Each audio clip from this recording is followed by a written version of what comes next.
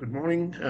My name's Peter Batten. I'm the Managing Director of Haranga Resources, giving a presentation on emerging gems. This is our October presentation. Read that if you wish. So I've only just joined the company in September of this year, and I was invited by Mike Davies, and I know John Davis, and I thought that meeting these people, it was a good team to work with. I've recently just returned from Senegal, where I met Jean Casson, our Chief Operating Officer, and he's very knowledgeable with 23 years of experience in Senegal. We in Senegal we have a uranium project and a gold project. We're talking about the uranium here. I have a background in uranium, having been in Bannerman Resources and White Canyon in Utah mining. And everybody's been looking for the second coming of uranium, and it looks like it might be here. There's a number of reasons for that. One of them is that the world now realises that there's a very low carbon footprint to nuclear, and that it is an answer to the renewable power industry with a safe baseline power generation.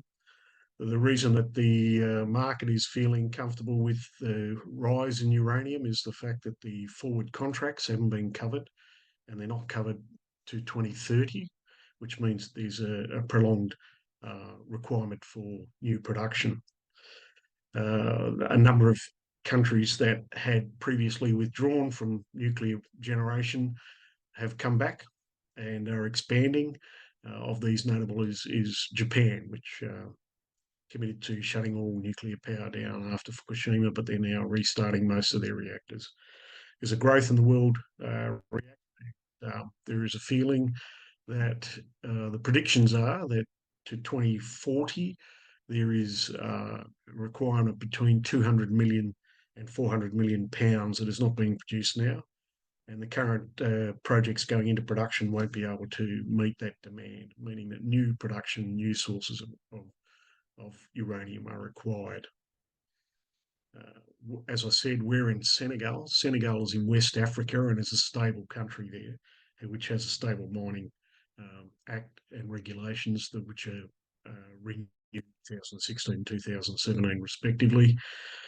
So in the southeast corner of Senegal, we have our Soraya project, which is over 1,600 square kilometres of land, and the place has been explored for uranium since the 60s by Kojima and up to 2010 by Areva. And in that time, they have gifted us with over 68,000 metres of drilling. Despite the fact that they had done all that drilling, there hadn't been a resource at Soraya until September, when we put the data together and we produced the inferred mineral resource estimate, which sits at 16 million pounds, 12.5 million tonnes at a good grade of 508 ppm.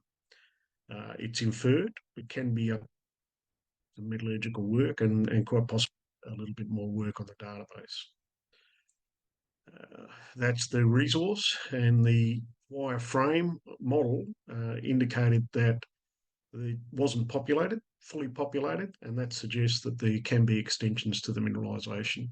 This will just require more drilling if it's there, and so the potential is to grow that 16.1 million pounds of uranium as we go forward, and that's something that we'll look forward to in the future.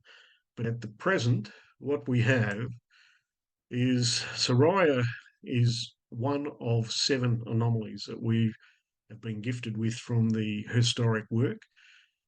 The team in Senegal, led by Jean Casson, has undertaken comprehensive termite mound sampling. The termites get down below the laterite cover, which is masking any radiometric signal from the uranium, and we were able to get an indication of anomalism through termite mound sampling. To date, there are 7 identified, with Soraya being the only one that has been drilled extensively. We're now looking to drill the second of these, and the 3 anomalies that are in contention for this is Diobi to the north and Mendencolli and Sinella to the south. It's likely to be one of Diobi or Sinella most completed for infill termite mound sampling. So the next step now is to try and get the orientation of that mineralisation, and we are just at this moment organising auger drilling on Diobi and Sanella, getting permits from the Forestry Department and the ANSR so that we are allowed to shift our samples. But apart from that, there's still portions of the tenement that haven't been looked at properly, and to that extent, we have other radiometric anomalies further south and southeast of where we are now.